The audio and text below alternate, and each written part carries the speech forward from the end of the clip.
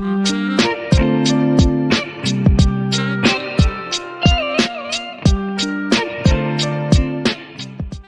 वालेकुम। आज का हमारा टॉपिक है फैक्टराइजेशन। सबसे पहले हम देखेंगे कि फैक्टराइजेशन क्या होती है, फिर हम जो है वो one by one chapter number 5 class 9th की एक्सरसाइजेस को स्टडी करेंगे और देखेंगे डिफरेंट टाइप की फैक्टराइजेशन, उनको अंडरस्टैंड करेंगे, उनको जो है वो सीखने के लिए जो ट्रिक्स यूज़ होती हैं उनको देखेंगे और उनसे रिलेटेड क्वेश्चंस को सॉल्व करेंगे। अच्छा, सबसे पहले मैं आपको बताऊंगी कि फैक्टराइजेशन होती क्या है। The process of expressing an algebraic expression in terms of its factors, ये चीज़ हमारे पास क्या कहलाती है, फैक्टराइजेशन। ठीक है, इसका क्या मतलब है कि कोई भी हमारे पास अलजेब्रिक एक्सप्रेशन जो है उसको हम जो है वो फैक्टर्स की टर्म्स में लिखें तो उसे हम क्या कहते हैं, फैक्टराइजेशन। अच्छा, अब फैक्टराइजेशन जो है वो आप जो है वो देखेंगे कि डिफरेंट क्वेश्चंस के अंदर किस तरह से हम देखते हैं कि हमने इसके अंदर कौन सा वाला जो है वो फॉर्मूला यूज़ करना है, कॉमन निकालना है, तो वो मैं आपको वन बाय वन जो है वो क्वेश्चन से बताती जाऊंगी। आज हम देखने जा रहे हैं exercise 5.1 chapter number 9, sorry class 9 chapter number 5। Question हमें आता है कि फैक्टराइज, तो हमारे पास क्वेश्चन नंबर 1 है, हमने देखना है कि हमने उसकी फैक्टराइजेशन कैसे करनी है। क्वेश्चन हमारे पास है question number 1 part 1, 2abc minus 4abx plus 2abd। तो सबसे पहला आपने ये जो है वो रूल अपने दिमाग में बिठा लेना है कि आपने देखना है कि पूरे क्वेश्चन में से कुछ कॉमन आता है या नहीं। तो सबसे पहले तो हम कांस्टेंट टर्म्स देखेंगे, 2, 4 और 2। तो आपको पता है कि हमारे पास 2, 4 और 2 कौन से टेबल पे डिवाइड हो रहे हैं, 2 पे, तो हम उसको कॉमन निकालेंगे। अब आप वेरिएबल्स को देखेंगे, ए फर्स्ट टर्म में भी प्रेजेंट है, सेकंड में भी और थर्ड में भी, तो हम उसे भी कॉमन निकाल लेंगे। बी भी तीनों टर्म्स में प्रेजेंट है तो उसको भी कॉमन निकाल लेंगे। इसके अलावा देखिए यहाँ पे सी है, तो इन दोनों टर्म्स के अंदर सी नहीं है। जब तक हमारे पास कोई नंबर या वेरिएबल जो तीनों में प्रेजेंट नहीं होगा उसे हम कॉमन नहीं निकालते। ठीक है, अब यहाँ पे आप देखें एक्स है तो वो भी इन दोनों में नहीं है और डी है वो भी इन दोनों में नहीं है, तो हम सिर्फ यहाँ पे कॉमन क्या निकालेंगे, 2ab। अच्छा, अब आपने कॉमन तो निकाल लिया, इसके बाद आपने वन बाय वन टर्म्स के अंदर देखना है कि कॉमन निकालने के बाद क्या सिचुएशन बनती है और कौन कौन सी टर्म्स बचती हैं। अगर हम फर्स्ट में देखें तो यहाँ से 2 भी आपने बाहर जो है वो चला गया है, ए भी और बी भी, तो यहाँ पे सिर्फ क्या बच रहा है, सी, तो मैंने सी लिख लिया है। माइनस, अब 4 है, 4 को आपने कांस्टेंट पे डिवाइड करना है, तो 4 को 2 पे डिवाइड करें तो आपके पास क्या आता है, 2। ए भी बाहर चला गया है, बी भी, और यहाँ पे सिर्फ आपके पास क्या बच रहा है, एक्स। अब यहाँ पे देखें तो 2 हमारे पास बाहर हमने कॉमन ले लिया, ए भी चला गया, बी भी चला गया, सिर्फ क्या बचा है, डी। इसके बाद ये क्वेश्चन मजीद सॉल्व नहीं होगा, तो हमने इसकी फैक्टराइजेशन कैसे की है, होल जो हमारे पास क्वेश्चन था उसकी सारी टर्म्स में से कॉमन निकाल के। ठीक है, अब हम नेक्स्ट देखते हैं, हमारे पास इसी तरह से नेक्स्ट क्वेश्चन है 9xy minus 12x² plus 18y²। अब देखिए 9, 12 और 18 कौन सा स्मॉलेस्ट टेबल है जिसपे तीनों डिवाइड हो रहे हैं, 3, तो हम 3 कॉमन निकालेंगे। अब वेरिएबल्स को देख लेते हैं, पहला वेरिएबल है x, तो ये देखें x यहाँ पे प्रेजेंट है, यहाँ पे x² है, यहाँ पे x मौजूद नहीं है तो हम इसे कॉमन निकाल नहीं सकते। हमने ऐसे वेरिएबल या ऐसे कांस्टेंट को कॉमन निकालना है जो कि तीनों में प्रेजेंट होगा। अब ये देखें हमारे पास 3y कॉमन आया है, अब हम देखेंगे कि रिमेनिंग टर्म्स के अंदर से कौन सी वैल्यूज बचेंगी। तो ये देखिए 9 3 पे डिवाइड करेंगे तो आप क्या आएगा, 3। अब x तो आपने कॉमन नहीं लिया इसलिए x एज इट इज आ जाएगा, y कॉमन ले लिए तो हमारे पास, अच्छा y हमने y की पावर 1 क्यों कॉमन लिया है। आपके पास अगर वेरिएबल तीनों वैल्यूज के अंदर मौजूद है लेकिन उसकी पावर्स डिफरेंट हैं, जैसे यहाँ पे y की पावर 1 है, यहाँ भी 1 है, यहाँ पे 2 है, तो आपने वेरिएबल की स्मॉलेस्ट पावर लेनी है, तो y की स्मॉलेस्ट पावर यहाँ 1 आ रही है तो कॉमन 1 आएगा। अच्छा, अब ये 12 देखें, 12 को जब हम 3 से डिवाइड करेंगे तो हमारे पास क्या आ रहा है, 4। x² को हमने कॉमन नहीं लिया तो हम उसे एज इट इज लिखेंगे। y हमने कॉमन ले लिया है, एक ही y था वो हमारे पास बाहर हमने शिफ्ट कर दिया कॉमन लेके, तो यहाँ पे हमारे पास सेकंड टर्म के साथ y नहीं आएगा। 18 को 3 से डिवाइड करेंगे तो आप देख सकते हैं यहाँ पे 6 आएगा। यहाँ पे देखें ये y² है, इसका मतलब यहाँ पे 2 y प्रेजेंट हैं, एक आपने कॉमन ले लिया और एक आपका जो है वो टर्म के साथ बच जाएगा। ठीक है, अब हमारे पास देख लें आप, इसके अलावा इसके अंदर से ना तो कुछ कॉमन निकलता है, ना ये किसी जो है मिड टर्म ब्रेक होती है, ना जो है फॉर्मूला कंप्लीट होता है, तो यहीं पे हम क्वेश्चन को स्टॉप कर देंगे। पार्ट नंबर 3 देखें, वो है -3x² y -3x + 9xy²। अब देखिए 3 3 9, तो वो किस टेबल पे डिवाइड हो रहे हैं? 3 पे। माइनस, यहाँ पे फर्स्ट टर्म के साथ माइनस हम पॉजिटिव बनाना चाह रहे हैं, तो हम माइनस को भी कॉमन ले सकते हैं। अब x यहाँ पे भी प्रेजेंट है, यहाँ पे भी, यहाँ पे भी, तो यहाँ पे x की पावर 1 है, यहाँ भी 1 है, यहाँ पे 2 है, तो आपने स्मॉलेस्ट पावर को कॉमन लेना है। अब y यहाँ पे है, सेकेंड टर्म के साथ नहीं है, तो हम y को कॉमन नहीं ले सकते। जब आपने -3x को कॉमन लिया, देखिए फर्स्ट टर्म के अंदर से देखते हैं क्या क्या हमारे पास रिमेनिंग बचता है। -3 आपने y जो है वो ट्रांसफर कर दिया, x² था, एक x आपके पास बाहर है, तो एक जो है वो टर्म का बच जाएगा। y आपने कॉमन नहीं लिया, तो y एज इट इज आ जाएगा। नेक्स्ट है हमारे पास माइनस के साथ था, अब माइनस आपने कॉमन लिया है, तो सारे साइंस भी क्या हो जाएंगे? चेंज होंगे। माइनस माइनस प्लस आ गया, 3 भी हमने कॉमन लिया है, x भी कॉमन लिया है, तो यहाँ पे कुछ नहीं बचा, तो हम उसकी जगह 1 लिख लेंगे। प्लस माइनस माइनस, अब 9 को 3 पे डिवाइड करेंगे, 3 आएगा, x भी कॉमन चला गया, y हमने कॉमन नहीं यहाँ से लिया, तो हमारे पास y का स्क्वायर आ जाएगा। अच्छा, अब पार्ट नंबर 4 और 5 क्योंकि इजी थे ये मेथड से, तो मैंने जो है आप खुद इसको सॉल्व करिएगा। देखिए क्वेश्चन या मटेरियल तो आप कहीं से भी जो है आप नोट से भी जो है उसको देख सकते हैं, लेकिन यहाँ पे बात है अंडरस्टैंड करने की। तो आप जब क्वेश्चंस को अंडरस्टैंड करेंगे, तो इससे रिलेटेड क्वेश्चन को खुद ब खुद सॉल्व करना स्टार्ट कर देंगे। तो आपने लाजमी जो है, जिन पार्ट्स को मैं स्किप करूँगी, ज़्यादातर पार्ट्स जो है वो मैंने कराए हैं, जिन पार्ट्स को एक दो पार्ट जो हैं जिनको मैं स्किप करूँगी, आपने लाजमी उसको इस मेथड से सॉल्व करके देखना है और जज करना है कि आपने जो है वो कितने परसेंट जो है लेक्चर को अंडरस्टैंड किया है। आपने हर क्वेश्चन के साथ साथ जो रिमेनिंग पार्ट्स हैं उनको सॉल्व करते जाना है। इससे आपकी जो है वो काफ़ी जो है वो अच्छी तैयारी हो जाएगी, ठीक है, और जज कर सकेंगे कि आपने कितने परसेंट जो है इसको लर्न किया है। अच्छा, यहाँ पे हमारे पास क्वेश्चन है 2xy³ into x² + 5 + 8xy² into x² + 5। देखें ये हमारे पास कंप्लीट एक टर्म है, यहाँ प्लस के बाद हमारे पास कंप्लीट सेकेंड टर्म है। आप देख सकते हैं कि अगर हम जो हमारी फर्स्ट लुक है उसके अंदर हम देख सकते हैं कि आपके पास x² + 5 जो है वो कॉमन आ गया। अब आपने बाकी टर्म को नहीं देखना, आपने सिर्फ यहाँ पे क्या करना है, x² + 5 को कॉमन लेना है। उसके बाद आपके पास फर्स्ट यहाँ से x² + 5 आपने कॉमन ले लिया, आपके पास जो रिमेनिंग टर्म बची है वो है 2xy³, उसको मैंने एज इट इज लिख लिया है। यहाँ से x² + 5 कॉमन आ गया, आपके पास रिमेनिंग टर्म आई +8xy²। ठीक है, अब ये जो है ये तो आपने होल में से कॉमन आ गया आपके पास। अब इन दोनों टर्म्स में से भी जो है वो कॉमन आप देख सकते हैं, 2 और 8 हमारे पास 2 पे डिवाइड होते हैं, तो 2 कॉमन आ जाएगा। दोनों टर्म्स में x है तो x कॉमन आ जाएगा। y दोनों टर्म्स में प्रेजेंट है, y की एक पावर है क्यूब और एक स्क्वायर है, तो आपको पता है यहाँ पे इन दोनों में से स्क्वायर वाली पावर छोटी है, तो वो कॉमन आएगी। अब हम देखते हैं फर्स्ट टर्म में से क्या बचा है, 2 भी चला गया, x भी, y की 3 पावर्स थी 2, यहाँ से हमने कॉमन ले ली है, तो y 1 बचेगा, प्लस 8 को 2 पे डिवाइड करेंगे 4 आएगा, x भी हमने कॉमन ले लिया और y स्क्वायर भी। इसको हम तरतीब से लिख लेंगे, जब हम तरतीब से लिखेंगे तो यहाँ पे देखिए हमने यहाँ से कॉमन ले लिया। अब जब हम इसे तरतीब से लिखेंगे तो 2xy² एज इट इज़ आ जाएगा, y + 4 और x² + 5।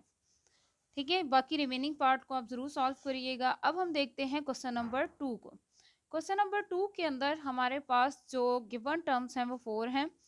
5ax - 3ay - 5bx + 3by। देखिए अगर हम कंप्लीट में से देखें तो यहाँ पे कुछ भी कॉमन नहीं निकल रहा। तो मैंने आपको बताया सबसे पहले तो आपने ये देखना है ना कि आपके पास जो है वो कंप्लीट टर्म में से क्या कॉमन आता है। अगर कंप्लीट टर्म में से कुछ भी कॉमन नहीं आता तो आपने क्या करना है, अब 2 2 के पेयर्स को देखना है। फर्स्ट 2 को देखें और फिर सेकेंड और सॉरी थर्ड एंड फोर्थ को देखें। जब आप फर्स्ट 2 टर्म्स को देखेंगे तो देखिए 5 और 3 ऐसे कांस्टेंट हैं जो हमारे पास किसी भी एक टेबल पे डिविजिबल नहीं है, तो आप 5 और 3 को कॉमन यहाँ से नहीं लेंगे। तो हम देखेंगे वेरिएबल। वेरिएबल हमारे पास यहाँ पे फर्स्ट पे क्या है, a। ठीक है, तो a अब दोनों में प्रेजेंट है तो हम a को कॉमन ले लेंगे, x इसमें प्रेजेंट है इसमें नहीं, तो हम एक x कॉमन नहीं लेंगे। तो इसका मतलब फाइनली हमारे पास फर्स्ट टू टर्म्स के अंदर सिर्फ क्या कॉमन निकल रहा है, ए। तो यहाँ पे रिमेनिंग टर्म्स है हमारे पास, ए कॉमन आ गया, 5 रह गया और एक्स माइनस यहाँ से ए कॉमन आ गया, 3 रह गया एंड वाई रह गया। अब हम नेक्स्ट टू टर्म्स के अंदर देखेंगे कि हमारे पास क्या जो है वो कॉमन आता है। 5 और 3 आपको पता है एक ही टेबल पे डिविजिबल नहीं है। इसके अलावा वेरिएबल्स है हमारे पास बी, एक्स और वाई। तो बी दोनों में प्रेजेंट है इसलिए कॉमन आएगा, एक्स और वाई दोनों में प्रेजेंट नहीं है तो ये कॉमन नहीं आएंगे। अब बी हमने कॉमन ले लिया। अब क्योंकि माइनस भी आ रहा है बी के साथ तो ये इंटरनल साइन को लाजमी चेंज कर देगा और ये आपने गलती नहीं करनी है। बहुत सारे बच्चे ही प्लस को एज इट इज़ लिख देते हैं। अगर आपको ये बात याद नहीं रहती तो आपने देखना है कि ये जो इंटरनल टर्म्स है ना ये दोनों में सेम आएंगी। अगर सेम नहीं आ रही तो इसका मतलब या तो आप यहाँ पे गलती कर रहे हैं या आप यहाँ पे। अब आपने बी कॉमन ले लिया, 5 और एक्स रिमेनिंग टर्म बची। यहाँ से बी कॉमन आ गया, 3 और वाई बचा, प्लस माइनस माइनस। अब देखिए ये दोनों सेम हो गए। अब इस पूरे में से और ये पूरी टर्म्स के अंदर टर्म में से 5x माइनस 3y कॉमन है, उसे सेपरेट कर लिया। जब हमने इसको सेपरेट कर लिया तो यहाँ पे ए बच गया और इस वाली टर्म में से माइनस बी। तो फाइनली हमारा यहाँ पे सोल्यूशन आ गया। अब हम देखेंगे इसका नेक्स्ट पार्ट। तो नेक्स्ट पार्ट हमारे पास यहाँ पे है, नेक्स्ट पार्ट हमारे पास यहाँ पे प्रेजेंट है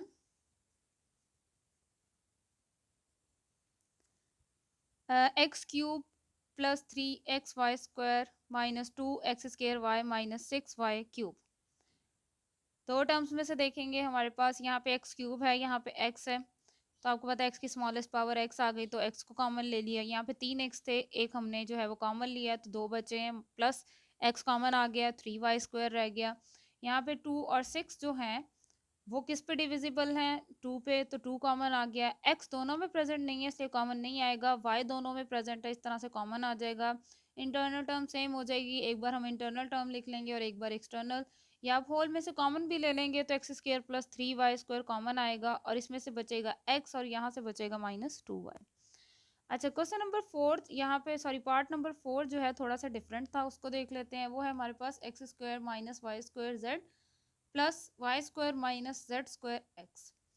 अगर आप यहाँ पे देखें तो हमारे पास इन दोनों टर्म्स में से कुछ भी कॉमन नहीं आ रहा। तो इसके लिए आपने क्या करना है, इसको सिंप्लीफाई करना है, फिर इसके अंदर से टर्म्स को कॉमन जो है वो कॉमन टर्म्स को देखना है। अच्छा, अब z को मल्टीप्लाई करेंगे x² के साथ तो x² z आ जाएगा। z को जब हम y² के साथ मल्टीप्लाई करेंगे तो y² z आ जाएगा। इसी तरह हम x को मल्टीप्लाई कर लेंगे। अच्छा, अब इन दोनों टर्म्स के अंदर से तो कॉमन नहीं आ रहा तो हम क्या देखेंगे, जो सेम है। देखिए यहाँ पे भी एक्स जेड है, इसमें भी एक्स जेड है, तो हम इन दोनों को कर लेंगे कंबाइन। यहाँ पे भी XY² है, यहाँ पे हमारे पास y² z है, तो इनमें से हम कॉमन जो है इनको इकट्ठा करके कॉमन निकालेंगे। अब देखते हैं कि हमारे पास सिचुएशन सेम होती है या नहीं। अब देखें एक्स जेड दोनों में है तो स्मॉलेस्ट पावर यहाँ पे z की 1 है, यहाँ पे x की 1 है, तो एक्स जेड हम कॉमन निकालेंगे। जब आप एक्स जेड निकालेंगे, देखिए 2x से एक हमारे पास बच गया, हमने एक जो है वो आउटसाइड पे रखा, तो यहाँ पे हमारे पास z हमने y निकाल लिया, तो यहाँ पे सिर्फ x आएगा, यहाँ पे हमारे पास z बचेगा। इन दोनों में से y² जो है वो कॉमन आएगा, रिमेनिंग टर्म आएगी x माइनस जेड। यहीं से आपको पता चल जाएगा कि आपका क्वेश्चन करेक्ट है या इनकरेक्ट। तो देखिए ये जो हमारे पास इंटरनल टर्म है ना, ये दोनों में सेम है, x माइनस जेड और into x Z plus y²। ठीक है, अब हम देखेंगे क्वेश्चन नंबर 3। देखिए जैसे जैसे हमारे पास फैक्टराइजेशन की एक्सरसाइज आगे मूव करती जा रही है तो हमारे पास टेक्निक्स और टर्म्स जो हैं वो चेंज होती जा रही हैं। अच्छा, यहाँ पे नेक्स्ट टेक्निक क्या है, हमारे पास क्वेश्चन देखते हैं। सबसे पहले हमारे पास क्वेश्चन है 144a² प्लस 24a प्लस 1। पहला क्या देखना है आपने कि कंप्लीट में से कुछ कॉमन आता है, तो देखें कंप्लीट में से कुछ भी कॉमन नहीं आ रहा। नेक्स्ट क्या था कि हमारे पास दो दो टर्म्स में से कॉमन है, तो क्योंकि ये जो है ये ऑड टर्म्स हैं, तीन टर्म्स हैं, तो दो दो का तो आपको पता है कॉमन नहीं आ सकता। अब हमने जो नेक्स्ट चीज़ देखनी है वो है फॉर्मूला कंप्लीट करना। आप देखेंगे कि 144a² किसका स्क्वायर होता है, तो वो होता है 12a² का। ठीक है, 144 किसका स्क्वायर होता है 12 का, और a किसका स्क्वायर है 1। फिर आपने लास्ट वाली टर्म देखनी है, वन का स्क्वायर आपको पता है 1 ही होता है, तो हम इसको 1² लिख देंगे। अब ये जो इन बिटवीन हमारे पास आता है, ये फॉर्मूला हमारे पास क्या है, a plus B whole square का, a² b² plus 2 a and b। Close कैसे करते हैं, हम a लिखते हैं अगर हमारे पास टू के साथ जो साइन होता है, अगर प्लस है तो इसका मतलब प्लस का फॉर्मूला क्लोज होगा, अगर माइनस है तो माइनस का। फिर हम ये वाली टर्म को जो है ये फॉर्मूला के अंदर ही आ जाती है, तो हम सिर्फ लास्ट वाली टर्म को लिख के होल स्क्वायर लिख सकते हैं। अगर आप ये स्टेप मिस करना चाहें तो आप इसको डायरेक्ट क्या लिख सकते हैं कि 144 ए स्क्वायर 12 ए का स्क्वायर होता है और 1 का यहाँ पे आएगा तो होल स्क्वायर लिख दिया। अब हम इसको मजीद जो है अंडरस्टैंड करने के लिए नेक्स्ट क्वेश्चन देखेंगे। नेक्स्ट क्वेश्चन हमारे पास A square over B square minus two plus B square over A square. तो ये देखिए ये ए ओवर बी का स्क्वायर है, तो मैं यहाँ से ये वाला स्टेप स्किप कर रही हूँ। ये ए ओवर बी का स्क्वायर है, ये बी ओवर ए का, सेंटर वाली टर्म के साथ माइनस है तो ये माइनस का फॉर्मूला क्लोज होगा, तो ये होल का स्क्वायर हो जाएगा। अब थर्ड वाला देख लेते हैं। देखिए ये एक्स प्लस वाई का स्क्वायर है और ये किसका है 49 7 z का। तो इसको कंबाइन करेंगे तो हमारे पास एक्स प्लस वाई और ये माइनस हमारे पास क्योंकि टू के साथ है इसलिए माइनस का फॉर्मूला क्लोज होगा, तो हमारे पास ये आएगा 7z और इसका होल का स्क्वायर। अब यहाँ पे लास्ट पार्ट देखें वो थोड़ा सा डिफरेंट है और डिफरेंट वो कुछ इस तरह से है कि हमारे पास 12x² 12 किसी का स्क्वायर नहीं होता, तो यहीं से आपको पता चल जाना चाहिए कि आपको टेक्निक जो है वो चेंज करनी पड़ेगी। तो देखिए 12 36 एंड 27 ये हमारे पास पूरे में से कॉमन क्या आ रहा है 3, क्योंकि 3 पे सारी टर्म्स जो है वो डिविजिबल है। जब आप 3 कॉमन निकालेंगे रिमेनिंग टर्म्स बचेंगी 4x² माइनस 12x प्लस 9। तो यहाँ पे अब देखिए ये 4x² जो है वो 2x का स्क्वायर होता है और 9 किसका 3 का। सेंटर वाली वैल्यू के साथ माइनस है तो हम माइनस लिख के फॉर्मूला को क्लोज कर देंगे। तो फाइनली हमारे पास इसकी फैक्टराइजेशन होगी 3 into 2x minus 3 whole square का। अच्छा अब जो है हमारे पास नेक्स्ट क्वेश्चन हम देखेंगे। नेक्स्ट क्वेश्चन है हमारे पास क्वेश्चन नंबर 4 और उसको जो है सॉल्व देखिए उसके अंदर हमारे पास टू टर्म्स गिवन है और हमारे पास टर्म्स क्या है 3x² माइनस 75y²। ठीक है, अब आप देखेंगे कि यहाँ पे तो आपको पता है फॉर्मूला कंप्लीट करने के लिए तो हमारे पास तीन टर्म्स होनी चाहिए a² plus 2ab plus b²।